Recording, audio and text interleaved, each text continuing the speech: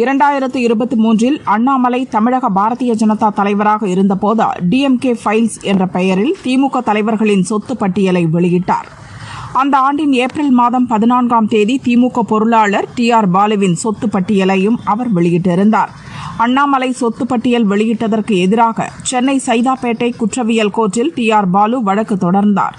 தனக்கு இழப்பீடாக அண்ணாமலை 100 கோடி ரூபாய் தர வேண்டும் என்று கோரியிருந்தார். இந்த வழக்கு விசாரணை தீவிரமாக நடந்து வருகிறது. ஏற்கனவே கடந்த மாதம் 28ஆம் தேதி விசாரணை நடந்தபோது TR பாலு நேரில் ஆஜராகி விளக்கம் அளித்தார். அப்போது எனக்கும் 21 நிறுவனங்களுக்கும் தொடர்பிருப்பதாக அண்ணாமலை சொல்லியிருந்தார். அவர் கூறிய 18 நிறுவனங்களுடன் எனக்கு எந்த தொடர்பும் இல்லை என்று அவர் நீதிபதியிடம் கூறினார். இந்த நிலையில் இன்று மீண்டும் வழக்கு விசாரணைக்கு வந்தது. அப்போது TR பாலுவிடம் அண்ணாமலை தரப்பு வக்கீல் பால் கனகராஜ் குறுக்கு விசாரணை நடத்தினார். கிட்டத்தட்ட 3 மணி நேரம் விசாரணை நீடித்தது. பின்னர் அடுத்த மாதம் 13ஆம் தேதிக்கு விசாரணையை ஒத்திவைத்தார் நீதிபதி. அன்றைய தினம் TR பாலுவிடம் அண்ணாமலையை நேரடியாக குறுக்கு விசாரணை செய்ய வாய்ப்பிருப்பதாக பால் கனகராஜ் கூறினார்.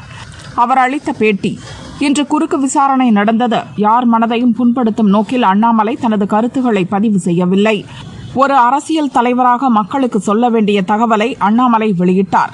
TR பாலு மற்றும் அவரது குடும்பத்தினருக்கும் 10,000 கோடி ரூபாய்க்கு மேல் சொத்து உள்ளது என்பது கார்ப்பரேட் விவகாரத்துறை தகவல் அடிப்படையில் தான் சொல்லப்பட்டது. அக்டோபர் 13ஆம் தேதி மீண்டும் TR பாலுவிடம் குறுக்கு விசாரணை நடக்கும். அன்று அண்ணாமலையே குறுக்கு விசாரணையை நடத்த வாய்ப்பிருக்கிறது. இருப்பினும் இதை அண்ணாமலைதான் உறுதி செய்வார். ஒருவேளை அவர் TR பாலுவை குறுக்கு விசாரணை செய்யவில்லை என்றால் அவரது வக்கீலாக நான் குறுக்கு விசாரணையை தொடர்வேன் என்று பால் கனகராஜ் கூறினார்.